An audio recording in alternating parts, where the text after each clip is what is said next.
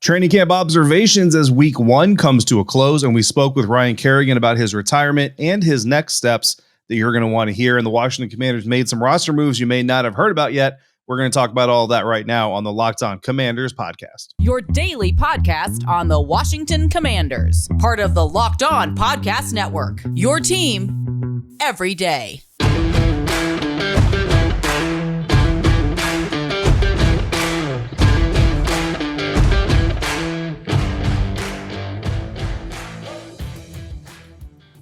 Welcome, Commanders fans, to the Locked On Commanders podcast, part of the Locked On Podcast Network. Your team every day. We are your daily podcast covering the Washington Commanders. We are free and available on all platforms, including YouTube and the new WUSA 9 Plus app. Your CBS affiliate in Washington, D.C. has a new streaming app that's a game changer for local news and sports in the DMV. Just download the WUSA 9 Plus app now from your Roku or Amazon Fire Stick. No matter how you're joining us, we thank you for making us your first listen or your first view of the day. I am David Harrison, writer for Sports Illustrated's Fan Nation, covering your Commanders, and my co-host Chris Russell is one half of the Russell and Medhurst show on the Team 980. You can find them there live Monday through Friday from 9 a.m. to noon Eastern time or anytime, along with this show on the Audacy app. When we're not there or here, we're on Twitter. I am at DHarrison82. Chris is at WrestleMania621, which over 24,000 of you are already aware of. And the show is at LO Commanders. Oh, thank you, David. That number hasn't increased all that much over the years, so I don't know. I'm hanging on for dear life, baby. But, you know, I appreciate anybody that cares about anything that we do. And once again, we thank you guys for making us your first listen and your first view of the day. Today's episode of LOC is brought to you by BetOnline. BetOnline has you covered this season with more props, odds, and lines than ever before. Of course, BetOnline, our friends, where the game starts. All right, David. So as we approach week 2 of training camp, and of course the preseason opener now less than 2 weeks away, the Washington Commanders, as you mentioned, wrapped up week 1 of training camp. You were there for all 4 days. I was just there on Tuesday to open it with Rivera, and then Saturday with you. And I guess I'll start with my big picture takeaway, and we'll go on offense, and then we'll go on defense, and then we'll get more extensive analysis from you because, like I said, you've been there with my favorite term, boots on the ground, for the last 4 days or so. And the big picture thought that I wanted to start with, and I wanted to bounce this off of you, the offense to me, and I've seen this based on video clips, based on what you've reported, based on what others have reported, the offense has been disjointed. Maybe that's the best way to say it so far to start camp, and that is somewhat normal. That happens. It's not the only offense that starts rough or raw or whatever. However, what I took away from Saturday, and maybe this is wishful thinking, and I wanted to bounce this off of you. When it looked good, it looked good. And what I mean by that is when Carson Wentz got the ball out on time, and when Carson Wentz wasn't hitching and batting and holding on to the ball too long and letting the defense basically dictate, and when Carson Wentz could find specifically Cole Turner in one end zone, back line of the end zone, using his 6'7", 6'7.5" frame to easily get a ball on the very back line of the middle of the end zone, something we saw Michael Pittman do, and maybe even Mo Alley Cox in Indianapolis last year a couple of times, certainly Pittman.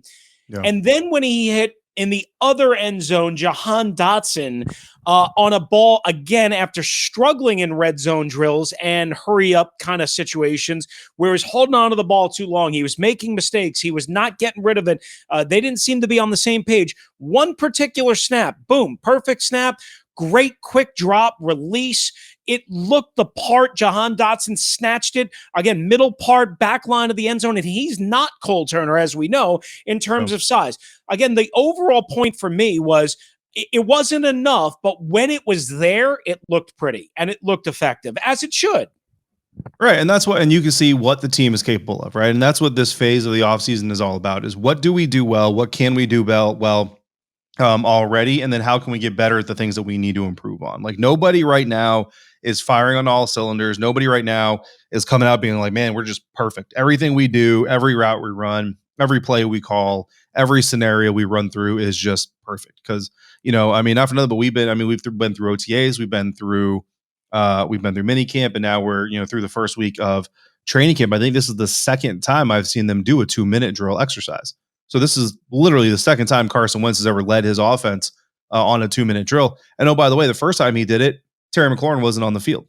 The second time he did it, Curtis Samuel wasn't on the field. You know what I mean? So he's doing this each time with a separate offense, and continuity is important. But like you said, when the ball is there, when the ball is right, when the play is executed properly, it's done very, very well. And what I would say about when they miss, Chris, is and this is something I noted multiple times during the session, especially today, but throughout the week, when Carson misses, typically he misses where nobody's going to get it. Yeah. So again, it's the old adage of put the ball where only your guy can get it or nobody gets it. He's doing that very, very well. And save for a couple of interceptions during OTAs, like go through the mini camp, and then now so far through training camp, if there is an interception or an almost interception, most of the time it's on the receiver. It got batted off the receiver's chest or off the hands or something like that. But there has been a couple times where he's been late on a couple out-breaking routes, like legit outs, not just out-breaking, but out routes. Those you want to see cleaned up, obviously. But again, every day they go back in, they watch a little bit more film. They talk about what they saw. They talk about what they don't like, what they do like. So you just want to see that incremental progression. And honestly, I mean, you have a red zone drill and a 2-minute drill, both producing touchdowns. And they're not touchdowns where, well, there was an interception, but they gave the ball back and said, okay, keep running it anyway. No, They never turn the ball over. A red zone drill, a 2-minute drill, no turnovers, touchdowns on both of them 2 rookies. Yeah, absolutely. And look, again, we all know it's not going to be perfect, right? No game is perfect. No preseason game, regular season game, no quarterback, no wide receiver, no team. Nothing is perfect. But, I mean, this is also not to say that there aren't concerns. Of course, there are concerns. And again, part of that is it has been noted, Carson sometimes tries to do too much. Carson tries to sometimes hold on to the ball too long. Carson sometimes tries to wait in there as long as he could, which leads to taking shots. There was one play right before the touchdown to Dotson on Saturday where Cole Holcomb steamed in there and absolutely would have lit up Carson Wentz like a Christmas tree if he was allowed to. And that's a problem, right? Because I'm watching it, and I don't know, I think you were like right next to me, and maybe we talked about this, I can't remember. But I mean, again, Cole Holcomb would have lit him up like a Christmas tree if he was allowed to. And that would have at least been a sack or a major hit or maybe even a turnover. Remember all the issues Carson Wentz has had in his career. I think he's got over 60 career fumbles. He had 5 fumbles lost last year, 8 fumbles total. We talk about Antonio Gibson all the time with the fumble problems. That's been a problem for Carson Wentz too. So my point being is, again, when the operation looks good, it looks good. And like you, oh, okay, this is why they went out and got Carson Wentz. Now they've got to clean up all the other things. And, one other thing you mentioned about putting the ball, where something's not there. I did notice that out of Sam Howell as well on Saturday. And again, you may have noticed more because you've been there all 4 days. I haven't. But Sam Howell seemed to sail a couple of balls where something wasn't there. And again, that could just be happenstance. That could be just a couple of throws. But to your point, you'd rather a quarterback, if something's not there, especially in the red zone, and they have the back target line to throw and to throw out of bounds and to throw through you'd rather that than a bad throw and something that can be picked off or knocked up or knocked down or something like that. Which also, again, feeds into taking care of the football, being smart, something there, take it. If something's not there, live for another down. Yeah. I mean, there's an obvious focus on it because Taylor Heineke's doing it too. I think I've seen Taylor Heineke throw more passes away in training camp than I saw all last season. Absolutely. All right, coming up, we will hit up the defense, just kind of a big picture takeaway. And David wrote something up for SI.com, and we will get his thoughts on his big 3 snapshot looks at the Washington Commanders. That's next on the Locked On Commanders podcast. But first, guys, level with us. We've been in a situation at some point in our lives when we're a little tight on cash, right? Everybody's been through that. Maybe you can only afford a few gallons of gas, especially with gas still being $4 plus per gallon. Or you got to save, another save the date, for a wedding or an engagement or something like that. You're wondering how you're going to afford that nice gift so you don't look cheap. That's where Dave is going to help. Not David Harrison, but Dave. If you're living paycheck to paycheck or struggling to make ends meet, it can be really stressful when unexpected expenses come up. Now, Dave can help you get get a pinch when you really need it the most. Hindsight is 2020. You can't change the past, but when you can get a little help from your future self, maybe you'd ask to borrow a little cash. Now you can with our friends at Dave. Again, Dave is the banking app that can help you get up to $500 instantly with extra cash, more money to fill up your tank, buy that wedding gift, catch up on the bills. You can finally get ahead and tackle all those expenses just like a linebacker would a training camp in Ashburn. Well, that's what we do. So you'd have no hangups and you can get the help that you need. Millions of people have already downloaded the Dave app. Why don't you to get the financial relief you need, again, with extra cash? If you're in a pinch, do this now. Download the Dave app from the App Store right now. That's DAVE. Sign up for an extra cash account. Get up to $500 instantly. For terms and conditions, go to dave.com/legal. Instant transfer fees apply. Banking provided by Evolve, member FDIC. Future you will thank you. All right, thanks once again for making the Locked On Commanders podcast your first listen and your first view of the day. So just finishing up on my overall, first glimpse, if you will, of the team during training camp day. On the field on defense, one thing you notice, and I know you've talked about this a lot, is Chris Harris is a maniac. First of all, the defensive back coach. He's on everything. He is rah-rah. He is yelling. He is screaming. He's cursing.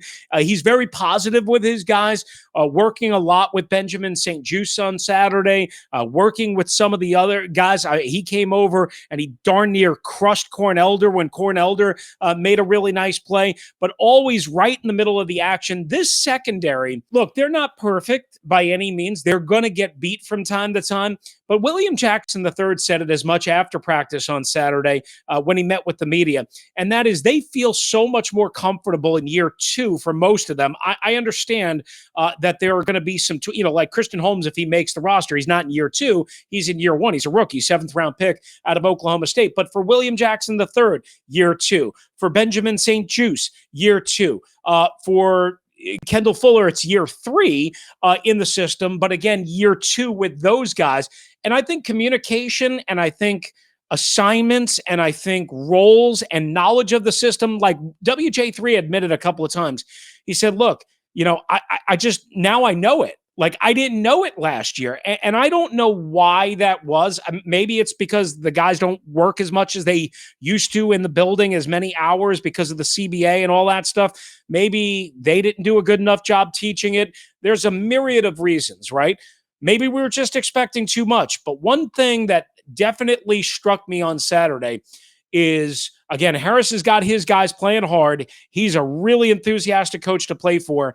And I have to believe the communication and the role and the assignments and the ability to play more aggressively is going to be a big part of the Commanders' defense. Yeah, I think when you look at the evolution of NFL defenses, schemes have gotten more complicated and more wordy even on defense. Like, it almost kind of used to be on defense. You just lined up against the formation you saw and you had your assignment and you just kind of rolled with it. But now there's checks and there's signals and there's in play, call outs that you have to have and all these other things like, and Todd Bowles is really one of the best at doing this, but there are a lot of guys who try to run their defense almost like it's an offense where the defense, instead of just trying to prevent you from doing what you're doing, they're trying to do things to force you into doing what they want you to do. Like it's a very much more active type of a defense that we see a lot in the National Football League. The problem with that is that as the defenses are evolving that way, the play time and the meeting time requirements are devolving to where players are getting more free time, less time on the practice field to preserve their health and their bodies, which is good, in a sense. But again, it does make it harder to learn a new scheme when you're a new guy. And you can look at William Jackson, spends all of training camp last year essentially just trying to remember the looks, the scheme, his responsibilities, and where other people are on the field. Forget the rest of it. Forget, like, I know what Kendall's going to do. I know what Cam Curl's going to do behind me. I'm just trying to figure out what I'm going to do. And then, boom, you're in the season. And once you're in the season, you're in the trees. Like, you're in the forest. You're not going to get, you don't get a chance until the end of the year to step back and then look at the trees through the forest type of thing. So a lot of complications there, but good to see William Jackson, saying he's got a swagger back and flaunting the gold and all that stuff. Good stuff from him. Some three takeaways. He says he looks cute in the gold. By the way, he does. He feels like he looks cute. Yeah, and look, if you feel like look cute, feel cute, play well. That's the saying. I remember vividly. But no, he definitely looks better. So 3 observations, for those of you who like to read, I'm doing 3 observations every day of training camp that I'm there for. I will be missing 5 practices because I am getting shipped to Tampa for 1 week to cover training camp there with the Bucks, but then I will be back with Washington for the rest of training camp after that. So every day I'm at training camp, I will be doing a training camp notebook for SI, and it's 3 observations. I try to flip flop it, right? I try to do like 2 defense, 1 offense, 1 day, 1 offense, 2 defense, or I might have said it the same way. I don't know. Today we got 2 offensive observations. First foremost, the tight ends. You kind of already touched on it. But look, no Logan Thomas as he continues to rehab. No John Bates spending his 2nd day in a row on the workout field instead of the practice field. Again, the word is no major concerns, but obviously you want to have him out there. So basically, tight end number 1 today was your rookie 5th round draft pick Cole Turner, and then your number 2 tight end was Sammis Reyes, who undrafted, foreign developmental program guy and all that. And then your number 3 tight end is undrafted Arizona State tight end Curtis Hodges. Curtis Hodges. Yeah, I just totally forgot his name. That's absolutely ridiculous. How dare you forget your fellow Sun Devil? I mean, come on. Anyway, so Curtis Hodges, and all 3 of them showed up. You know what I mean? At different times. And I would say that of the 3, Curtis probably had the least impressive day, but he still had an impressive day. Cole Turner caught that first touchdown. Sammis Reyes, it's funny because I actually tweeted about Cole Turner, had a follower respond like basically, so Sammis Reyes is just, he's just not going to make the roster. And then boom, just like that, Sammis Reyes comes on the field with the ones and has 3 catches on a touchdown drive in a 2-minute drill. And then Curtis Hodges gets involved, has a couple of nice little swing blocks that they moved him on, and then has some nice catches, found some nice soft zone spots, and was available for his quarterback. So, I mean, literally this tight end room is looking 5 deep at this point. Armani Rogers, basically the only guy not flashing today. On Hodges, just a quick note on him. I don't know if he actually got his feet in bounds. There was a lot of dispute on the field. Oh, he absolutely did. How dare you? First of all, I mean, it was too far away for me to conclusively know, right? There was dispute on the field. Okay, maybe he did, maybe he didn't. He came down with a catch. He climbed the ladder, right? And if he did get his feet down, it would have been a really, really, really nice touchdown. Now, listen, he's 6'8", so he's got size as Cole Turner does, right? Which can be really advantageous, especially to a tall quarterback, so on and so forth, and a team that struggled in the red zone. One thing you mentioned, they moved him. I noticed that they moved him in motion a lot. I noticed that they did a lot of different type motions like that drag motion type stuff. And also this, he was not perfect in his technique. He got beat one time after getting an initial thrust into, I think, a linebacker who kind of came around the edge, and he got beat. And then there was another time where he got his initial guy that he was supposed to get off of the snap, but then another defender came steaming on the same side, and he was late getting over, but not really his fault because he was engaged in the first guy that he had to block, right? There was just too many guys to block. One thing I noted in my little notes that Curtis Hodges wasn't great, wasn't perfect, but at least he gave effort and he was in the right position from what I could tell. And then Ron Rivera on Saturday, David, said as much. He said, look, he had some technique issues earlier this week, no doubt about it. But one thing that he noticed, Rivera said, was that Montez Sweat took him aside and taught him a couple of things about countering the pass rush. The tight ends coach, Juan Castillo, who's pretty active and pretty energetic, for lack of a better term, he pointed out some things and Hodges responded and changed. So that's a good sign for a young player, especially one that there were questions about, and that's part of the reason why he went undrafted. Absolutely. Yeah, no. And the work ethic is there too. And Ron previously, he kind of praised his guys for working after practice. That was one of the observations I took away from Friday's training camp in my notebook.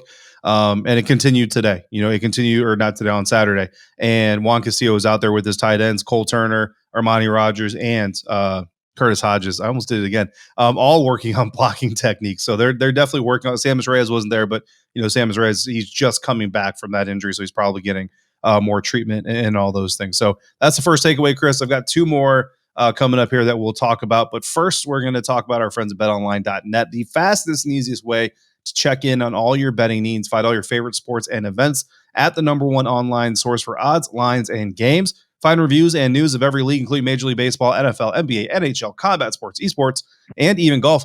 And they're even tracking you. They've actually gone on Twitter, Chris, and determined who the most optimistic fan bases are on social media.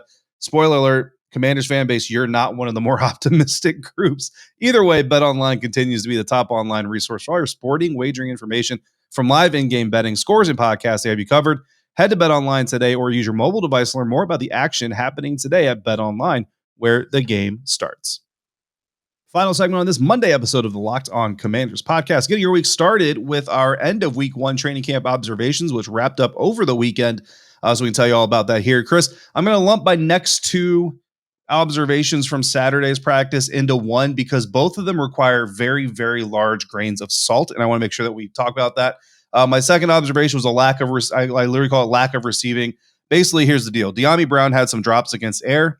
Well, I want to say I said drops, but he had a drop against air that I saw. I didn't watch every rep during the warmups, but he had at least one bad drop against air, which is definitely not what you want. For those who don't know, air means there's no defender, so there's no reason to be dropping passes, right? And then in the red zone drill, rather, he had a very bad drop as well. So uncharacteristic of Dyami so far this offseason. Terry McLaurin had a drop during the 2-minute drill, which shocked everybody, and somebody may or may not have made a joke of this is why they overpaid him. Obviously, that's not true. And then Jahan Dotson had a drop as well at one point. Well, not really a drop, but he was running down the left side of the field, kind of like where Dyami Brown was on Friday when he made that huge play against Kendall Fuller.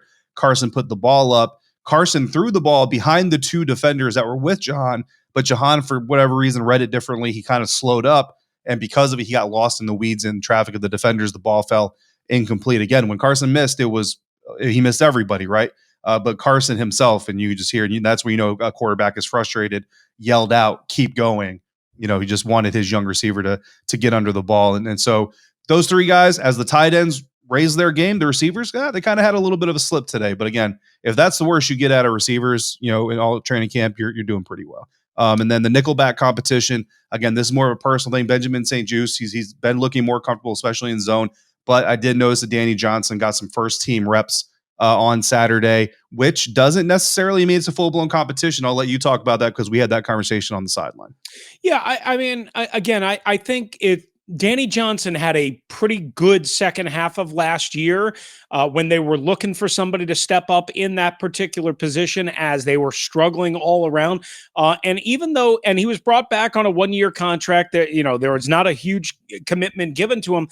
But again, he played an important role for them last year with everything being unsettled and a jumbled mess, especially because of injuries in the secondary. And we know how bad the pass defense overall was last year. So I think he deserves a crack at least pushing Benjamin St-Juste for that starting nickel role, that starting slot position, which basically is on the field so much now. It might be on the field a little bit less in this defense because of the Buffalo nickel than maybe more traditional nickel defenses. But you get the point, is that I don't think it's slam dunk central that Benjamin St-Juste, no questions asked, is the starting slot. I think Danny Johnson pushing him, and maybe, as you've noted, maybe Benjamin St-Juste not as comfortable yet, maybe a little bit better in zone. We know he's more of a man press guy, or at least that's what he was drafted to be out of Minnesota. So again, it's an adjustment for everybody, and that's why you go through camp and you don't give anybody jobs. And I think Ron Rivera said something to a reporter late on Saturday morning after practice. He said, whoa, wait a second. Not every job, not every starting job is settled. He wouldn't get specific, but maybe that's one of the areas. And you noted this, that Danny Johnson was getting some run with the first teamers at the nickel slot. Yeah, but also Cam Curl gets a little bit of run with the third team as well from time to time. And I don't think Cam Curl's going to the bench anytime soon. No, that's just for more reps. So, right, exactly. It's just a grain of salt type of thing. Yeah, that's why we have to, like you said, we have to be careful about what we see once or twice or even one day. They could be looking at different looks, all of that stuff. So, all right, in the remaining couple of moments that we have, David, obviously the team made a couple of roster moves on Saturday. They let go of center guard Bo Benchal, and they signed offensive tackle Rashad Hill. And then I'm going to give this a crack, and you're going to tell me that I butchered it. Alex Akingbulu. It's Bulu. Akingbulu is my understanding of it. Yeah, we'll have to ask him specifically, but Alex Akingbulu from Fresno State and UCLA. Yeah. Okay, Mr. Akingbulu, please get a name that's easier to pronounce, like, I don't know, Arnold or something like that, please. Yeah. But anyway, those are the roster moves that the team made on Saturday morning. And David, in wrapping up the episode, you and I both got a chance on Saturday morning to attend Ryan Kerrigan's retirement press conference.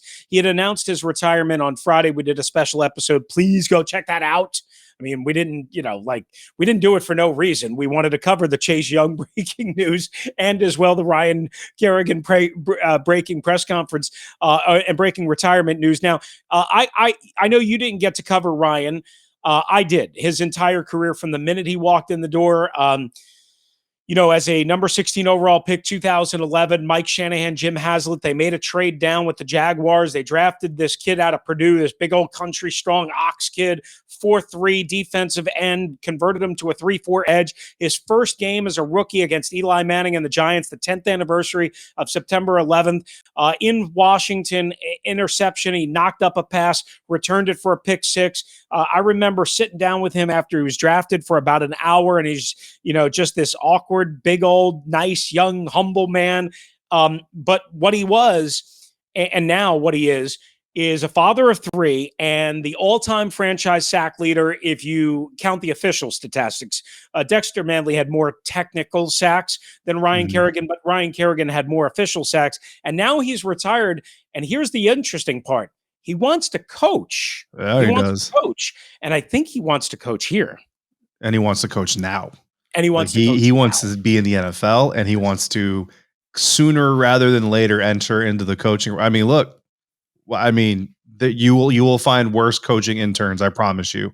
So why not? Hopefully they can get it done. But yeah, no, I didn't get to cover him. You know what I mean? But I definitely wanted to be there for the press conference because I think you can tell a lot from the way that a player interacts with the media that covered him for the majority of his career. And as much as a lot of people look down on the DC media, that's not even just DC. That's New York media, Atlanta, Tampa media. Right. Everybody's. There's a saying that the evil Bucks media is out there as well. So I mean, that's everywhere, I think. But Ryan Kerrigan came in and it was Coach Rivera, maybe it was Sean, one of the commander staffers said he wanted to have a traditional press conference. Like he wanted to have one last press conference with the media group, and that's exactly what he got.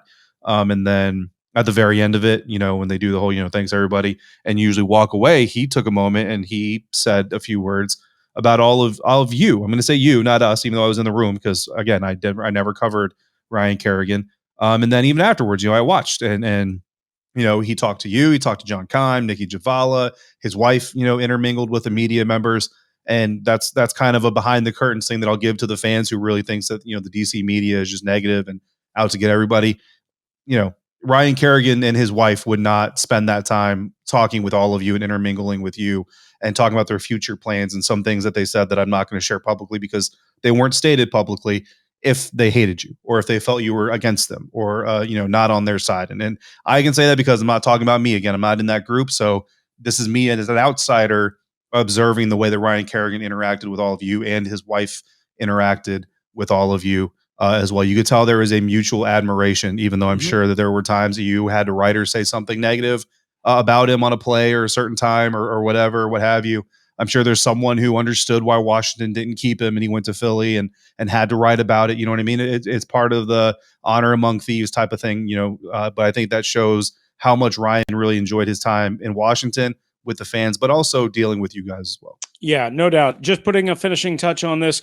He wasn't happy to leave here. He wanted to retire here. He wanted to end here. That's why he signed the one-day deal here. He was asked about potentially replacing Chase Young. He said, I kind of thought about it, but, he would have to go through the grind. There was no guarantee he would make the roster. His knees really bothering him. He said he tried to ramp up, and that's when he knew it was time to shut it down. All I can say is this. One of the classiest human beings that I got to know, cover, be around, great pass rusher, not explosive, twitchy, whatever, dynamic, but just a really, really good, tactically strong, sound pass rusher. And again, the 95-plus career sacks testify to that. What a great career for the showstopper, Ryan Kerrigan, and it was a pleasure to cover him. All right, that's going to do it for us today on this episode. Washington Commanders fans, thanks again for making the Locked On Commanders podcast your first listen and your first watch of the day. Now make your second listen and watch the Locked On NFL podcast. Our national NFL experts and insiders keep fans dialed in with the biggest stories and the latest news from around the league. Training camp is here, baby, and it's wide open, and the news is fast and flowing. We'll be back with more coverage from training camp. David, boots on the ground as always, and I'll be here to sprinkle in my words and comments and wisdom. If you want to hop in, 301-615-3577. That's 301-615-3577 on the voicemail, or lockedonwashingtoncommanders@gmail.com. For my partner, David Harrison, is covering the Washington Commanders. Please go out and read his stuff, SI.com's Fan Nation. I am Chris Russell, one half of the Russell and Medhurst Show on the Team 980 and the Audacy App. If you're out and about, please be safe, be kind to one another, don't you dare drive like a maniac, and thank you for joining us right here on the Locked On Commanders podcast.